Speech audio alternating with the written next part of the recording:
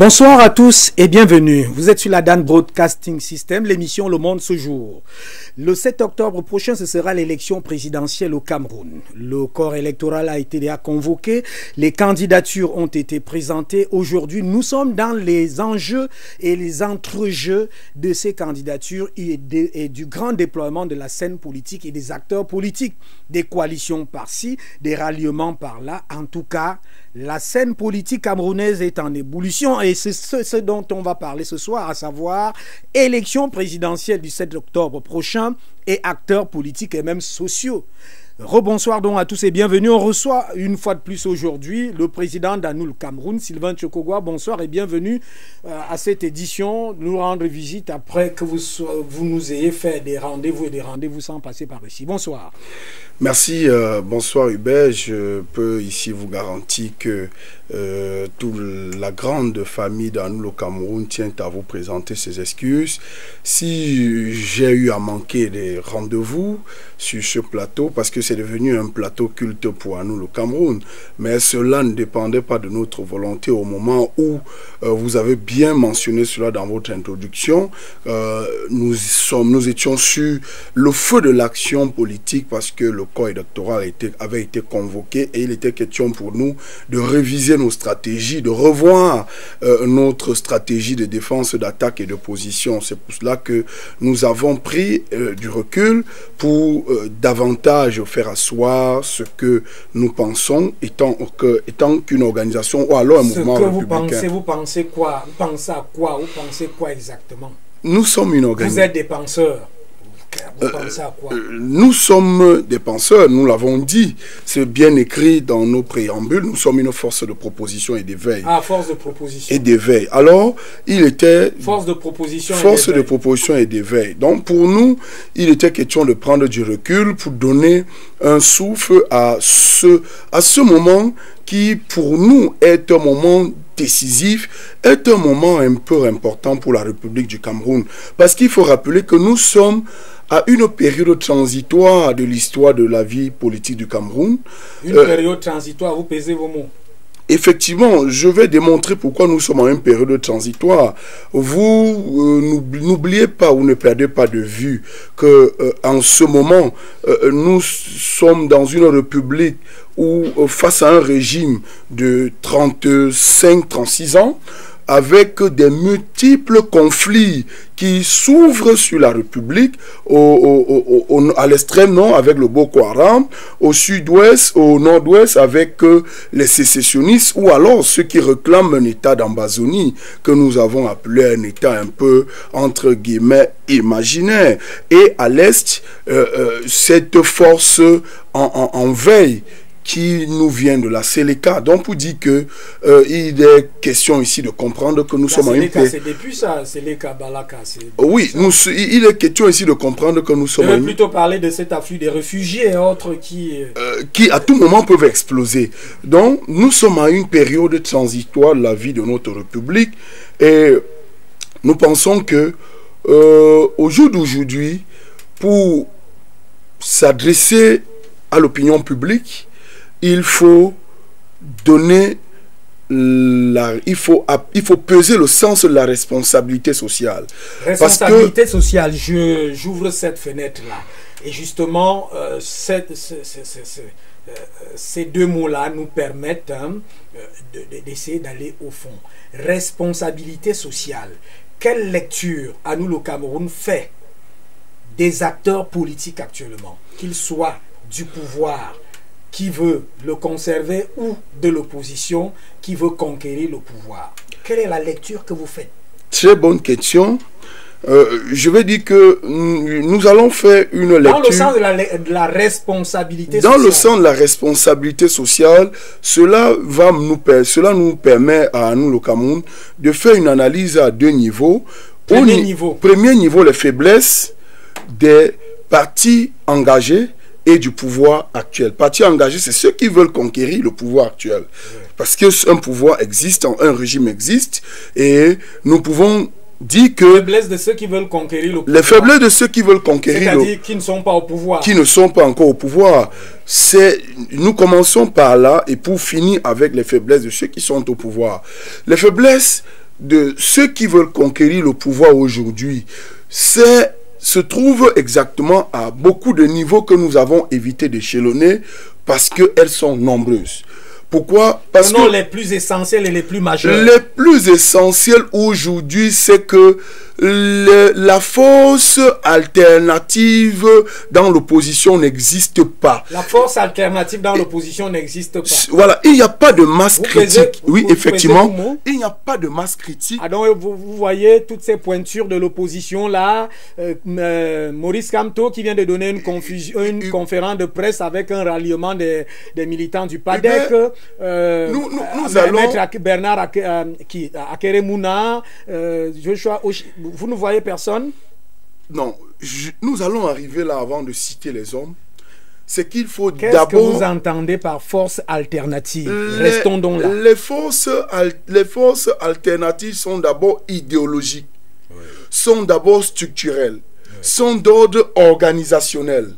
Et au moment où nous parlons, sur ces trois leviers, aucune possibilité ou option ne se trouve dans l'opposition. Vous êtes en train d'insulter des candidats engagés à l'élection présidentielle. Non, il ne s'agit pas de cela. C'est déjà une question... Qui sont inorganisés, ils n'ont pas d'idéologie, ils n'ont pas... Ce n'est pas... Il ne s'agit pas de notre discours. Il s'agit d'un discours réaliste. Il s'agit d'un discours honnête. Alors, je veux aller plus loin et vous dire que... Vous avez déjà évoqué trois faiblesses essentielles. Hein? Trois faiblesses essentielles qui constituent le socle du départ de l'alternance, qui constituent le socle de la demande à la transition politique. Alors, il s'avère que, bien que nous observons, là, j'ai envie de faire un parallèle au niveau des forces, nous observons une volonté manifeste individuelle. Une volonté manifeste individuelle d'un certain nombre d'acteurs. Mais les forces pour l'alternance ne se reposent pas sur un individu. Cela se repose sur une communauté structurée et organisée pour pouvoir conquérir. Et cette communauté, vous dites qu'elle est absente? Cette communauté, elle est absente. Ce qui fait qu'aujourd'hui, la plupart des leaders... Moralité, l'opposition va à l'abattoir. L'opposition... Ces forces-là vont à l'abattoir, puisque inorganisées, pas structurées. Ces forces, au risque d'aller à l'abattoir, sont en train de présenter une sorte de logique politique qui leur profite. J'ai envie de dire, qu'ils vont à l'abattoir, parce que... Qui leur profite, qu'est-ce que vous voulez dire? C'est ce que vous dites là, aller au fond. Effectivement, pour dire que aujourd'hui, l'absence de l'organisation, de la structuration et de la mobilisation de l'opposition de manière commune doit s'interroger. Pourquoi elle doit s'interroger? Simplement parce que ceux qui sont des leaders donnent l'impression que cela leur profite, parce que au moment où nous, le Cameroun, nous disons que le Cameroun est à la croisée des chemins, nous sommes à une période transitoire de la vie politique de notre pays. Et cela interpelle du plus petit au plus grand niveau de la République. Alors il fallait donc marquer un temps d'arrêt pour diagnostiquer, pour appeler à la construction et à la structuration de la vie politique du Cameroun. Bien qu'en politique, on ne fait pas le jeu de chaises, ou on ne fait pas la politique de chaises vides. Pour dire qu'il était urgent... Et que là-bas aussi, les lignes ne sont pas toujours droites. Il était urgent, il était normal que beaucoup de ces leaders se mettent d'abord au travail. D'abord au travail rentrerait dans la structuration, dans l'organisation et dans la mobilisation, pour enfin se projeter vers la conquête de ce pouvoir. Vous voulez nous dire, vous êtes en train de nous dire... Maintenant, non, moi je l'ai dit de manière claire, assez simple, pour les téléspectateurs moyens, autres. Vous voulez nous dire que ces forces-là, ces leaders-là, sont des égoïstes? Ces leaders C'est ce que vous êtes en train de dire. Ces leaders sont des personnes, ils sont un peu pédants. Il faut le noter, il faut le savoir. Parce que quand vous n'avez pas l'assentiment populaire, peu d'entre ces leaders aujourd'hui ont une réputation profonde de la société camerounaise aujourd'hui. Alors, si ce n'est pas de l'égoïsme, d'aller face à un acteur qui a des leviers structurés, organisés, planifiés et à la mobilisation, ne saurait se définir comme de l'égoïsme. La preuve, vous avez convoqué, j'ai envie de dire, des personnes qui se sont mobilisées dans le cadre du soutien de la campagne de l'actuel chef de l'État. Là, vous êtes au parti qui veut conserver le pouvoir. Effectivement, ça, c'est pour démontrer que les gens... Qu'est-ce que vous reprochez à cette mobilisation? Nous ne reprochons... Parce qu'elle s'appuie sur les limites, ou tout au moins les faiblesses que vous venez d'évoquer. Les faiblesses actuelles de l'organisation, de la structuration de l'opposition camerounaise. Oui. On donne donc... Vous êtes en train de parler du G20. Il faut qu'on cite les noms. Maître Momo et compagnie et autres. Ils disent qu'ils ont attendu longtemps sans voir une mobilisation, une structuration telle que vous êtes en train de le présenter, une force alternative. Pour nous, dire qu'à attendre longtemps sans voir n'est pas ce qui nous intéresse. C'est pas un discours structuré. Parce que il est clair, les gens qui convoquent la morale en politique vous diront le contraire, que vous ne pouvez pas venir penser que vous allez débusquer un régime qui a 36 ans au pouvoir en 2 ans ou en 5 ans. Cela passe par ce que, là où nous avons commencé, l'organisation, la structuration. Alors, il s'avère qu'aujourd'hui, dans la classe politique de notre République, nous vivons une certaine précipitation de l'opposition camerounaise qui pense que du jour au lendemain, on peut passer de 1 à 100, même si nous, le Cameroun, nous estimons que c'est possible. Mais maintenant, analysons le contexte et les stratégies du jeu politique, du contexte, pour soit inverser le cas, ou alors rester dans la logique de ce cas-là. Alors maintenant, inversion du cas. Vous-même, vous avez déjà dit que c'est une vingtaine de partis politiques. Hein? C'est une vingtaine de partis politiques. Mais, qui vont battre campagne pour le parti qui veut conserver le pouvoir. Effectivement. Et maintenant, il y a... Effectivement, Hubert, je n'ai pas fini, je n'ai que parlé de l'opposition. J'ai envie de dire que ceci... Restons dans l'opposition, parce que j'ai une question. Hein. Restons dans l'opposition, justement. Mais, c'est une information que je donne comme ça là, qui est vérifiée. Je crois que la conférence de presse a eu lieu. Le MRC, sous la houlette de Maurice Kamto, a pratiquement fait rallier les militants du PADEC. Est-ce que dans ce jeu politique, les partis de l'opposition ne se mangent pas entre eux? Bon, ceci me permet de convoquer encore le manque d'humanisation dans notre stratégie, dans la stratégie du jeu politique au Cameroun. Le manque d'humanisation. La morale a foutu le camp sur la scène politique au Cameroun. Ah donc vous pensez que l'acte du MRC, c'est que la morale a foutu le camp? Au-delà de penser seulement que cela vient du MRC, j'ai envie de dire... Mais le MRC récupère des gens frustrés, des gens qui disent... Aux militants du PADEC. Quand vous êtes engagé, le militantisme est non négociable. Ah. L'adhésion à une force politique s'accommode avec l'idéologie, avec la vision, avec la volonté d'exister. Alors ça affaiblit encore l'opposition. Ça veut dire que là, il n'y a pas d'éthique politique dans cette affaire. Il n'y a pas d'éthique politique dans notre jeu politique. Parce que si on peut virer du vert au rouge sans transition... Et c'est bien dommage. C'est pourquoi nous disons que, quand je parle de nous, je parle dans nous le Cameroun, qu'il est impératif aujourd'hui que les leaders politiques, ceux qui sont en compétition à la magistrature suprême de la République du Cameroun, qu'ils comprennent, parce que le G20 est une faiblesse du système politique camerounais.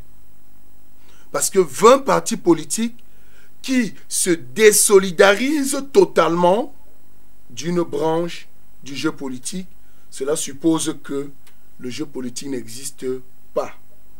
Alors, comment ça? Ils ont la liberté. Ce n'est pas, les alliances, les coalitions existent en politique. Ce n'est pas qu'une question de liberté. Nous n'étions pas à l'heure des alliances. Nous n'étions pas au moment du positionnement. Même si ces leaders nous ont habitués, ou bien la scène politique au Cameroun nous a habitués à la chasse personnelle et au démarquage systématique qui n'engage que sa personne. C'est pourquoi le cas échéant qui s'est produit à Douala aujourd'hui démontre que tous les leaders de l'opposition sont des personnes qui n'ont pas de militants, qui n'ont pas de personnes qui adhèrent, qui assument leur adhésion dans leur parti politique. C'est une vérité, c'est une réalité. Alors quand j'ai fini de dire ça, j'ai envie de dire que ceci profite à qui? Ceci profite au régime actuel. Ceci profite au pouvoir actuel. Parce que en politique, ce qui importe, c'est la conservation du pouvoir. Il est important de le savoir que au-delà des slogans, des définitions, des théories du saupoudrage, de la gestion de la cité, il faut noter que la politique, c'est du pouvoir. La politique, c'est la domination. La politique, c'est l'exercice de sa force. Et c'est ce que démontre à l'état actuel des choses le régime en place au Cameroun. Et qui est, entre autres, à un moment donné où nous sommes à cheval entre ceux qui pensent que... Est-ce que cela n'est pas à interroger? On va maintenant dans peut-être les faiblesses, les faiblesses de ce parti qui veut conserver le pouvoir. Effectivement, je voulais dire, ceci encore reste entre ceux qui pensent à cheval, que ce sont des mécanismes qui présagent une chute d'un système. Parce que, comment comprendre que vous êtes un parti au pouvoir depuis 36 ans et qu'en 2018, vous donnez la caution à 20 partis politiques de vous accompagner? Mais c'est la politique. C'est la politique. Et vous avez évoqué... C'est aussi des questions sur le plan politique que nous posons là. Vous avez évoqué les menaces et les craintes. On a le nord-ouest, le sud-ouest, vous avez évoqué l'extrême nord, vous avez évoqué l'est. Le parti au pouvoir veut glaner. Effectivement, cela rentre dans la logique de la fragilité du régime actuel. Et ce que vient de faire en tout état, en âme et conscience, dont nous n'avons aucune prétention de juger, tout en notant que c'est une... Quelles sont les faiblesses de... La première faiblesse, vous avez parlé de la fragilité. La fragilité aujourd'hui de... la fragilité aujourd'hui de l'assentiment du triangle national de toute la République. Alors, pourquoi les faiblesses aujourd'hui, vous savez... C'est parti qui veut conserver le pouvoir. Oui, dans ce G20, n'oubliez pas que nous allons là pour une élection la plus importante dans la vie d'une nation. Et dans ce G20, en sous-cap une volonté géostratégique. Parce que, de toutes les façons, dans les 20, vous avez des personnes qui sont introduites en France, des personnes qui ont les épouses françaises, des personnes qui ont les épouses américaines, parce que ne nous perdons pas de vue. Qu'est-ce que ça renvoie à quoi? Ça renvoie à la logique de la stratégie, de la victoire, de l'oppression, de la volonté de pouvoir démontrer que, au-delà de notre faiblesse, nous avons pu recruter dans votre lobby des amis qui ont adoubé notre victoire, qui ont adoubé notre positionnement ou notre position de leader sur le terrain politique. Donc, autre faiblesse au-delà de la fragilité. Autre faiblesse au-delà de la fragilité, c'est aujourd'hui, j'ai envie de dire,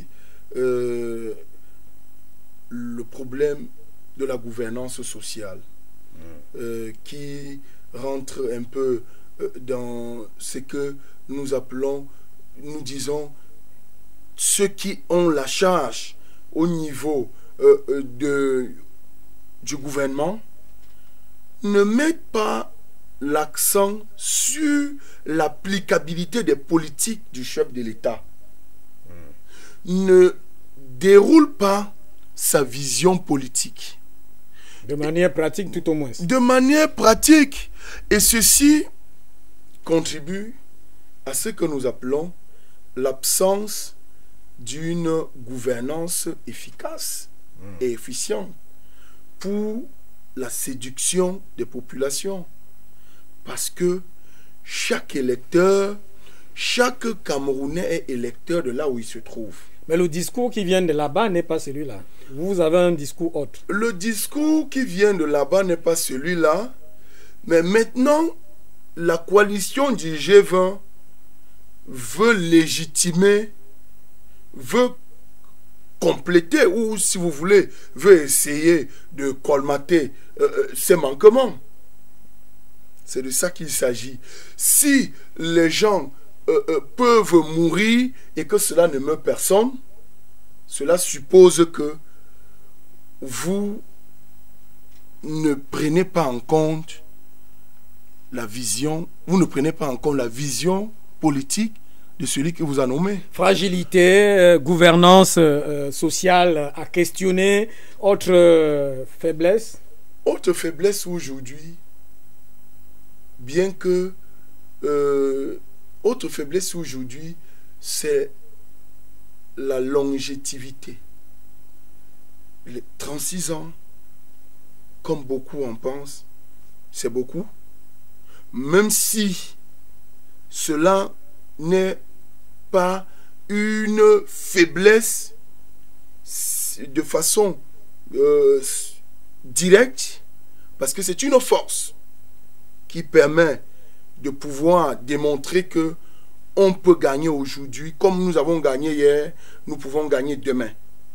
Mais en retour, ce sont des éléments qui permettent de vous mettre dos au mur. Je prends le cas du Zimbabwe. La preuve aujourd'hui, c'est que d'ici vendredi, l'opposition est partie pour gouverner le Zimbabwe. Mugabe lui-même a déjà donné sa caution, à l'opposition. Effectivement. Oui. Parce que Mugabe a estimé, avec du recul, que le peuple, ceux qui étaient avec lui, ne s'intéressaient qu'à ce qui leur plaisait. Que à la... En fait, c'est de la roubladise de toutes les façons. Des gens qui vous laissent croire qu'ils sont à votre service, pourtant ils sont à leur propre solde. Conséquence de course, quand vous n'êtes plus, vous êtes capable de faire un distinguo entre là où vous étiez, Et là où vous êtes aujourd'hui. Donc, c'est non négociable, ce n'est pas discutable que l'opposition va gouverner à partir de vendredi au Zimbabwe. C'est une réalité. Parce que le bastion le plus important a basculé à l'opposition en termes d'électeurs. Le contraire au Cameroun, le bastion, peut-être le plus important du G20, a basculé dans le parti au pouvoir. Alors, on va examiner d'autres choses parmi ces acteurs-là. On a une personne qui est souvent passée sur ce plateau. Il s'agit du maire de Yabassi, Jacques Maboula Mboya. Alors, l'actualité fait parler de lui. L'actualité fait parler de lui, Hubert. Et puis, c'est cela qui nous amène à questionner. On a suivi son mouvement en direction du mouvement NAO. On a suivi un certain nombre de choses, ainsi de suite. L'opinion en a parlé. Aujourd'hui, on est dans des situations, d'ailleurs, je le salue au passage, on est dans des situations où l'actualité le met au devant avec beaucoup d'interrogations. Jacques Maboula fait partie, avant tout, de cette classe qui se retrouve ou qui se situe dans la force de l'alternance au Cameroun. Ceci sans étiquette politique, mais sur la base de la conceptualisation de la personne qu'il est. Alors, il est...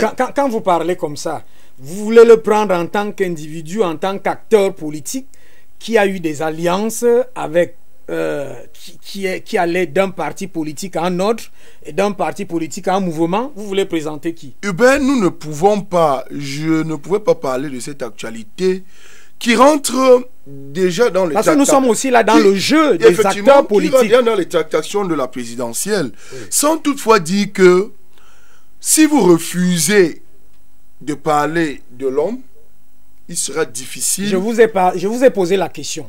J'ai envie de vous dire, quand je dis ceci, c'est pour vous répondre. Il serait difficile de parler de l'homme en tant que quelqu'un qui a un engagement politique et plus ou moins selon sa position stratégique. Oui. Alors, je vais bien sûr noter que Jacques Maboula, avant d'être maire de Yabassi, Yabassi aurait pu être le foyer de tension avant le sud-ouest et le nord-ouest, bien avant son arrivée. Pour ceux qui ont visité, pourquoi la question est simple? Si la question de gouvernance sociale est posée... la question de gouvernance sociale. Est posée, là, vous parlez du parti qui veut conserver le pouvoir. Le parti qui veut conserver le pouvoir. Donc c'est parti de là. C'est parti de là. Yabassi a été longtemps, pour moi qui ai eu l'occasion d'y aller, plus d'une fois. Pour nous qui avons eu l'occasion d'y aller. Plus d'une fois. Avec trop de difficultés. Avec trop de difficultés. Et on connaît toutes les têtes qui sont là-bas. On connaît tout ce qui se trouve là-bas. On peut les citer. Non. Vous... Le citer ne va pas démontrer que Jacques Maboula est arrivé et a désamorcé une crise qui était en éveil. Ça, Charles Ateba est né. S'il vivait, je vous ai dit la dernière fois, quand je parle à son nom, je parle parce qu'il a existé. Parce que je l'ai dit, à un moment donné, je me voyais... Qu'est-ce qui devait faire provoquer une crise à Yabassi? Mais cela est clair. Il y a quand même des grandes têtes là-bas. Ce n'est pas qu'une question. Au sud-ouest, il y a les grandes têtes. Au sud-ouest, il y a les grandes têtes. Il y a combien de premiers ministres au sud-ouest? Il y a combien de premiers ministres au nord-ouest? Il y a combien, j'ai envie de citer qui? Des directeurs de ci, de ça.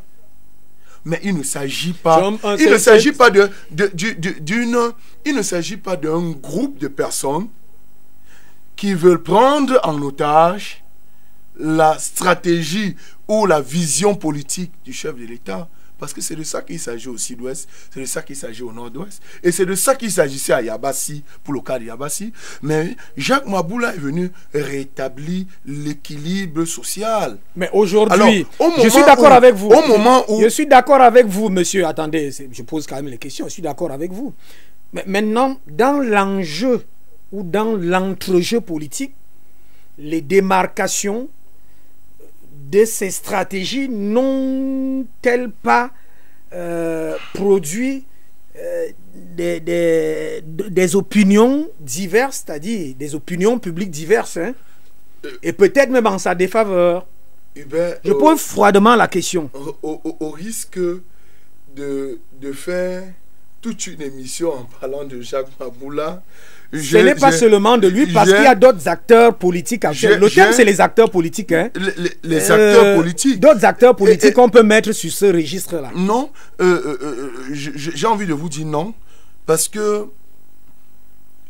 je pose la question de manière objective. En politique, si j'ai bonne mémoire jusqu'ici, Jacques Maboula, dont on parle en ce moment, comme acteur politique d'ailleurs sur le thème qui nous est soumis ce soir, est une personnalité ressource du département d'Unkam. À ce titre-là, longtemps a demandé qu'il y ait une sorte d'équilibre social. Qu'est-ce qui fait problème actuellement? C'est qu'il fait... Parce que vous avez des difficultés de répondre à cette question, je vais revenir à cette question. Ce qui fait problème aujourd'hui, c'est que lui, en tant qu'acteur politique et qui a une vision stratégique, a bien pensé de poser des actes au profit de sa communauté, en collaboration avec sa communauté. Je rappelle pourquoi nous parlons de lui. L'actualité, c'est que les chefs traditionnels de Yabassi ont demandé à ce que le maire actuel de la mairie de Yabassi organise cette mairie et met sur pied une coopérative forestière autour de laquelle tous ces chefs devraient se sentir partie prenante de la gestion. Et qu'est-ce qui fait problème? Ce qui fait problème, naturellement, c'est que la réunion devrait avoir lieu le 28. Le 27, les coups de feu ont retenti autour de la maison de Jacques Maboula. Au profit de quoi? Nous nous posons la question, nous ne savons pas pourquoi. Et nous disons, Hubert, laissez que je finisse. Oui. Parce que le zèle et puis le zèle et puis ce que nous appelons... Quand vous dites les coups de feu ont retenti, qu'est-ce que vous voulez dire? J'ai envie de dire que le zèle et même l'outrecuidance des administrateurs civils de notre République aujourd'hui, au risque de servir, va desservir la République. Parce que... Écoutez, je ne veux pas vous laisser dire ça. Écoutez, quand les chefs... Non, je ne veux pas vous laisser dire... Je ne veux pas vous laisser indexer des personnalités publiques sans preuve. Je suis formel. C'est-à-dire que... Nous parlons là d'un cas.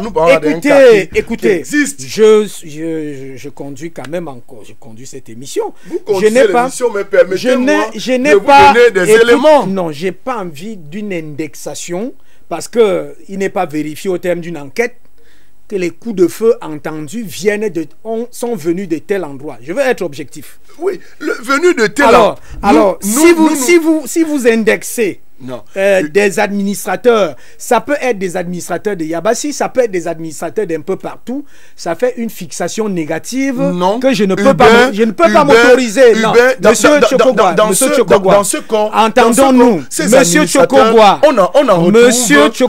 on en retrouve. Je dis ceci. Nous en avons beaucoup d'amis là-dedans. Je dis ceci. Je suis en train de dire ceci. Pour ce cas d'espèce, puisque nous sommes dans un cas d'espèce. Laissez que je vous donne le zèle de ces administrateurs. Une réunion, mais sans fixation. Effectivement, une réunion à Yabassi dont le premier magistrat municipal est concerné. En quoi cela peut demander une interdiction de la tenue de cette réunion? Ah, vous voulez parler de l'interdiction de la tenue de la réunion? Effectivement. Vous avez comment écouter? C'est de là où monsieur, écoutez-moi tranquillement.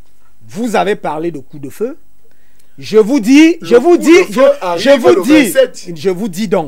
dis de manière objective, formelle et déontologique, vous ne pouvez pas me prouver que ces coups de feu viennent de l'administration et donc n'en faites pas une fixation.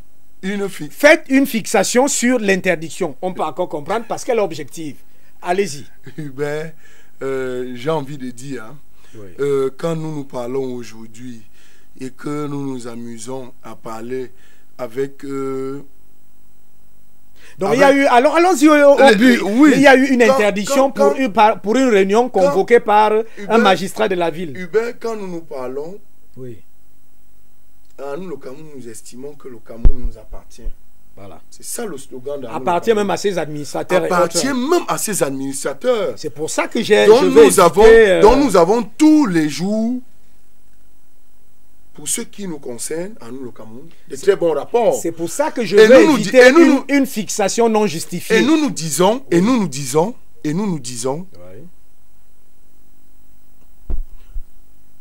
aujourd'hui, nous pensons que nous sommes des serviteurs. Nous sommes des serviteurs des personnes. Alors, nous sommes des serviteurs de la République. Je vous ai bien compris. La coopérative que Jacques Maboula et les chefs traditionnels mettaient en place, oui. C'était pour le bien de la communauté de Yabassi. Je vous ai compris et très bien compris. J'ai la responsabilité déontologique d'éviter des amalgames et des confusions. Je vais éviter les confusions entre les coups de feu et le rapport avec les administrateurs. Je reviens au fond de votre question pour qu'on reste dans le jeu des acteurs politiques. Est-ce que vous ne vous interrogez pas sur les différentes appartenances du maire de Yabassi? C'est-à-dire qu'il sort d'un parti, il est maire. Je crois qu'avant, il avait même côtoyé le RDPC. Il était militant du RDPC. Militant du RDPC. Il va maintenant dans le foyisme, le parti d'Olivier Billet. Et maintenant, il repart de ce foyisme pour adhérer au mouvement Now. Est-ce que tous ces mouvements-là sont aussi suivis par la population?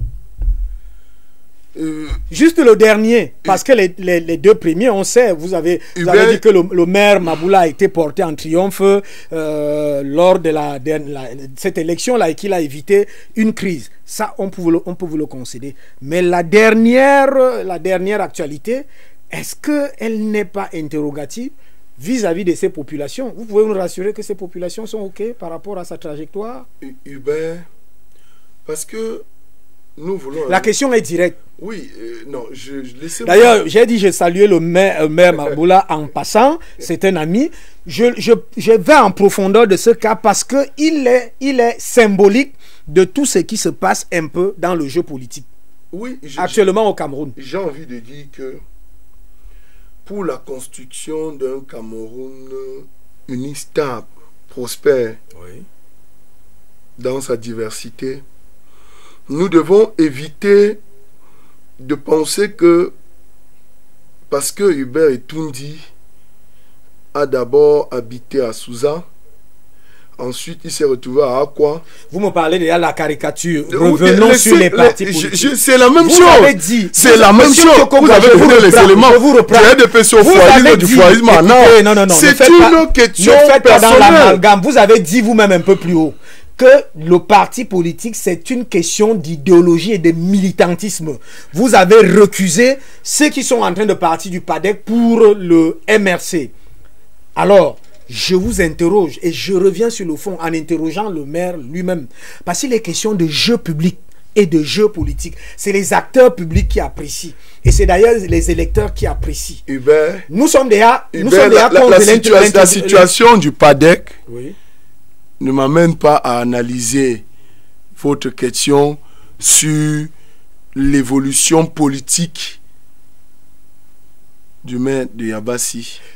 Laissons donc même un peu le maire.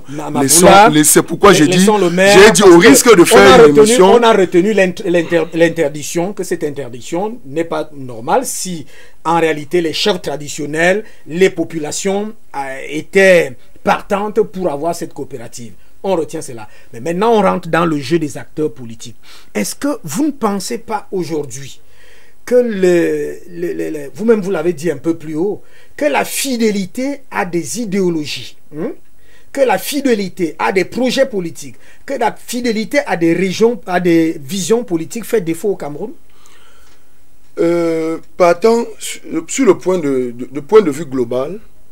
Ma question est maintenant globale. Oui, point de vue global. Sur tous les acteurs. J'ai envie de vous dire non. J'ai envie de vous dire oui. Oui, parce que tout ce... C'est entre un oui ou un non. Parce que j'ai envie de vous dire, j'ai envie de vous prendre une figure de style Hubert. Ce n'est pas parce que vous avez ouvert les portes de ce studio une fois que je suis à l'intérieur que vous allez m'obliger à dire qu'il fait froid ici ou qu'il fait chaud. Personne ne peut vous obliger. Alors, laissez donc pendant que j'avance, oui, je peux vous comprendre en disant que tout ce qui est au centre du jeu politique qui ne rassure pas, qui ne donne pas meilleur, qui ne fait pas bon vivre et qui ne permet pas aux militants de respecter le militantisme qui se trouve dans la non-radiation personnelle. Parce que quand vous n'avez pas l'obligation, vous n'avez pas qualité, quand vous avez adhéré à parti, quand vous sortez, cela suppose que vous êtes venu chercher quelque chose et parce que vous n'avez pas eu cette chose-là, vous repartez. Vous pouvez aussi être chassé. Vous pouvez être chassé. Quand vous êtes chassé, cela est accompagné d'un certain nombre de motifs. Maintenant, sur la base de ces motifs-là, authentiques, officiels, légaux, vous pouvez donc vous prévaloir comme un modèle, parce que quand vous décidez de partir du parti de monsieur A, du parti de monsieur B, du parti de monsieur X, et point non. Maintenant, j'ai envie de dire quoi? Oui. La fragilité même de l'enjeu de la présidentielle. Oui. Elle réside sur le militantisme de jour et de nuit dans notre pays. Vous arrivez finalement à mon interrogation. Parce que tous ceux qui sont engagés à cette course-là sont des personnes qui ont dit oui quelque part hier, mais parce que on ne leur garantissait pas comment j'ai envie de dire ça, personnelle. Ils ont décidé de claquer la porte. Alors pour penser que c'est avec eux aujourd'hui ou avec lui à nous le Cameroun.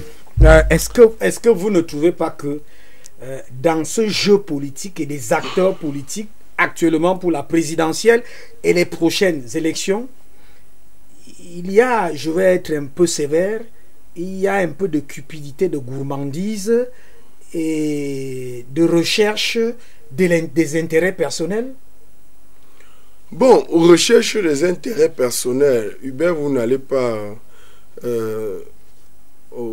pas refuser à un politique de pouvoir se poser la question, qu'est-ce qu'il fait sur la scène politique? Mais si les intérêts personnels pèsent plus sur la balance du jeu général ou de l'intérêt général, on va où à ce moment précis? Conséquence de course, on fait une refonte du système politique. Donc pour vous, le système politique camerounais est à refondre. Et à refondre. Parce que vous n'allez pas dire à un homme qui milite depuis 30 ans pour la cause de l'intérêt général et que il milite le jour et la nuit, on nomme les autres ou on donne les V8 aux autres, finalement il milite pourquoi? Cette question, il y a des abusés. Il y a des abusés sur notre scène politique. Et si je veux prendre encore le cas de Jacques, il en était un. Si je vais prendre le cas, parmi le G20, et il y en a plusieurs. Alors, ça veut dire il faut sans vouloir faire de sans occulter, oui, sans vouloir occulter la volonté politique qui est une question de liberté publique. Chaque acteur qui a décidé de s'engager pour un X ou pour un Y, j'ai simplement envie de dire que Hubert, en politique, il n'y a que le jeu d'intérêt. Il n'y a pas de cadeau. Au moment où il n'y a que le jeu d'intérêt. Le jeu d'intérêt pour la construction des intérêts personnels ou l'intérêt collectif. Parce qu'ailleurs, ça se passe d'une autre manière. Ailleurs, ça se passe d'une autre manière. Le jeu peut être collectif ou alors individuel. Qu'est-ce que vous... C'est en fonction... Revenons à vous-même, à nous le Cameroun. Oui. Vous avez dit que vous êtes une force de proposition. Nous sommes une force de proposition. Par rapport à cet échiquier politique qui est émietté, qui va dans tout, qu'est-ce que vous proposez? Aujourd'hui, nous pensons que il est question, nous proposons aujourd'hui la régénération de notre système politique. Du système politique. La régénération. Qui permet... Alors vous prenez un autre fossé parce que vous avez des personnes qui ont pratiquement, qui sont, je crois, propriétaires des partis politiques. Non, on est... Je ne veux pas m'abuser parce que si je vais... On n'est pas propriétaire d'un parti politique, ni d'une association, ni d'une ONG. C'est-à-dire... Vous voyez assez d'alternance au sein des partis politiques? Et puis c'est dommage, c'est effectivement... Vous voyez assez d'alternance au sein des partis politiques, l'opposition, pour ne pas dire qu'il y a des propriétaires? Je vous concède cela. Mais maintenant, j'ai envie de dire que au-delà du fait qu'il n'y ait pas assez d'alternance, mais il faut comprendre qu'il y a l'absence du militantisme ou alors de l'engagement politique dans notre pays. Mais combien sont ces jeunes-là? Oui. Comme Sylvain Tchokoga ou comme ceux qui sont engagés avec Anou le Cameroun a fait des plaidoyers chaque fois quand un scandale l'arrive. Qui sont constamment abusés, ils sont constamment frustrés. Non. Ils voient des leaders qui ont construit les titres fonciers en tant que propriétaires de partis. Alors, vous allez leur chanter quelle chanson? Hubert Etundi. Votre proposition de régénération. Il y a un macronisme non structuré et sans vision qui se dégage dans nos discours, dans nos analyses politiques. Mais j'ai envie de dire que si nous refusons de militer, nous allons... cela suppose que nous retirons notre destin. Nous refusons de prendre notre destin en main. Régénération, première chose. Régénération politique passe. Deuxième chose, l'engagement politique, le militantisme. L'engagement vrai, le militantisme vrai. Vrai. Voilà les trois éléments qui peuvent apporter aujourd'hui le souffle nouveau. Engagement et militantisme. La preuve, le candidat de l'univers. Pourquoi ça fait sensation derrière lui? Pourquoi ça bavarde avec lui? Parce qu'il est à l'image de la suite logique de l'ère du temps. Parce qu'il faut bien le noter. Vous battez déjà campagne pour un candidat. Non, nous, non, le Cameroun, non, non. Nous faisons, je vais vous faire un parallèle similaire. Cela, la preuve.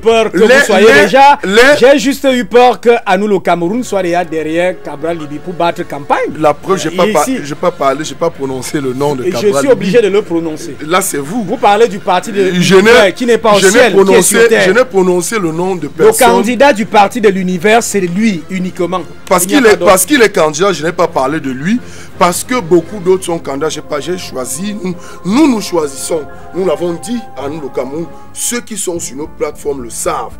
Nous avons décidé de ne parler d'aucun candidat jusqu'à ce que les candidatures soient officielles. Et que chacun... Vous dites le candidat du parti de l'univers. Il était question de vous démontrer que l'avenir du changement, l'avenir de l'évolution politique, c'est la régénération, c'est l'engagement politique vrai, c'est le militantisme. Et qui a la preuve? Même le candidat du parti du SDF a évoqué cela au dépôt de sa candidature, a dit que nous sommes l'exemple de la régénération de la classe politique. Oui. Alors, si c'est cela, je vais vous dire, le chef de l'État sortant s'est également inscrit dans la régénération pendant qu'il annonçait sa candidature. En 2004, en 2011, pour annoncer sa candidature, ce n'était pas là où il a annoncé. Il a annoncé sur Twitter en termes de régénération. Pour dire que c'est pour vous dire à nous, parce que quand nous disons que le Cameroun nous abstient, nous estimons que c'est parce que nous avons pris du recul. Et nous avons pris le temps, pour ceux qui suivent le discours du chef de l'État depuis 2004, le reprécise que l'avenir appartient à la jeunesse, parce que vous êtes le fer de lance de la République. Ça, c'est lui qui le dit. Ça, je le convoque. Je le convoque pour faire comprendre aux gens que ce qu'en nous, le Cameroun, fait aujourd'hui sur le terrain, ce n'est pas pour servir un X ou point Y. À vous préciser, finalement. Mais nous sommes à la solde de la République. Nous sommes républicains et nous allons continuer à travailler pour que nos institutions, pour que la République ait de force et soit incarnée par des hommes de valeur. C'est pourquoi Hubert, attendez que j'avance par là pour vous dire que oui. Vous sortez par là. Nous sommes à une période où beaucoup vont choisir d'aller au front.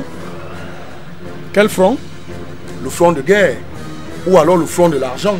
Parce que la présidentielle du 7 octobre ne s'ouvre pas avec les mêmes enjeux qu'en 2004. Les enjeux aujourd'hui sont les enjeux de positionnement. Ça peut être, sont les enjeux d'intérêt. Cela peut être financier. Comme un enjeu mat. Je ne sais pas moi trop quoi. Parce que vous voulez qu'au sorti de là... Vous avez parlé de guerre. Il faudrait qu'on y revienne à la prochaine émission. Donc Hubert, oui. Je vais également dire que à nous le Cameroun, nous sommes visionnaires. Nous avons... Est-ce que vous savez que est-ce que vous savez que Boya est aujourd'hui le centre de tous les théâtres qui se veut être la capitale ou alors la ville qui veut mettre fin à la crise anglophone. Naturellement, c'est là où nous, le Cameroun, a commencé à poser merci, alors, on va y revenir. En passant par là, je salue le maire Ekema qui a, avec Ekam et Patrick, qui a aujourd'hui démontré que une marche républicaine est un droit citoyen, est un droit absolu. Et il a démontré aujourd'hui que Boya est là pour servir le Cameroun. Boya et ses populations ont la capacité de défendre. Merci. On est à la fin de cette... Sauf que les acteurs de Boyala et cette conférence où on a vu des visages qui avaient des positions incendiaires, extrémistes et radicales. Et non, c'est pas les visas. Eh bien, je me suis refusé de faire l'analyse. Je n'ai pas envie de je me dis que ce n'est pas parce que tous les téléspectateurs ont vu ce visage-là. Parce que quelqu'un en 92 ou en 90 Sylvain Tchokogwa a occupé. Pourquoi vous enflammez comme ça là? Je m'enflamme simplement pour dire que ce que vous dites demain oui. Pour des intérêts, et c'est donc ça l'ultrocudence. Donc les gens se positionnent en fonction des intérêts. Les gens se positionnent en fonction des intérêts. Merci, c'est compris.